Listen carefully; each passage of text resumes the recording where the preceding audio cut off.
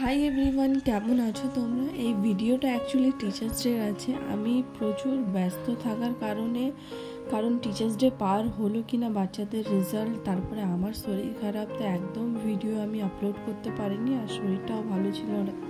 তো এখন আমি একটু ঠিক আছি। তো টিচার্স ডের দিনে সকালবেলায় যা যা করেছিলাম আমরা আর কি, সেটাই তোমাদের কাছে তুলে ধরছি আর কি ভিডিওর মাধ্যমে।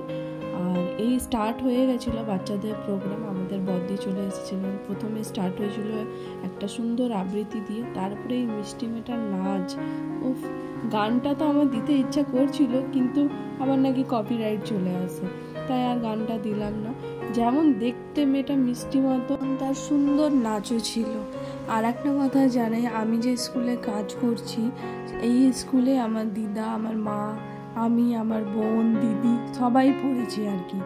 এক এক সময় চেয়ার, টেবিল, বেঞ্চ এগুলো দেখলে মনে হয় যে এখানেই বসেছিলাম, ভয় পেতাম টিচার্সদের। এখন বাচ্চাগুলো আমাকে ভয় পাচ্ছে আর কি।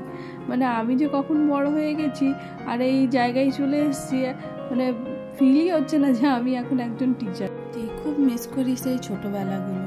তবে যাই হোক, আর একটা নাচ শেষ হয়ে যাওয়ার পরে আবার আরেকটা নাচ শুরু হয়, তারপরে আবার আরেকটা নাচ শুরু হয়।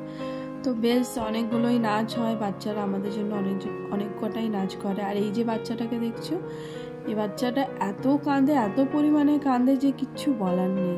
মানে আমাকে একটা নাম দিয়েছে, দিদি ম্যাম বলে ডাকে। কারণ আমি বিয়ে করি, মানে বিয়ে নেই তো আমার, মানে আমি শাঁখা সিঁদুর কিছু করি না, ওই জন্য আমাকে দিদি ম্যাম বলে ডাকে।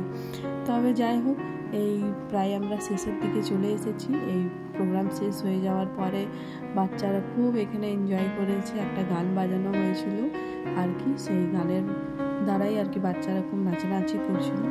এবারে এদের ছুটি, হাতে হাতে সবার টিফিন দেওয়া হয়েছে, আর আমাদেরও এবারে ছুটি। আমরা এবারে একটু বিজয় ফুড প্লাজে গিয়ে খাওয়া দাওয়া করে টিচার্স ডেটা খুব সুন্দরভাবে আমরা পালন করলাম। আর বাচ্চারাও আমাদের জন্য যে মানে নাচ গান করে দেখিয়েছে, খুব ভালো লেগেছে।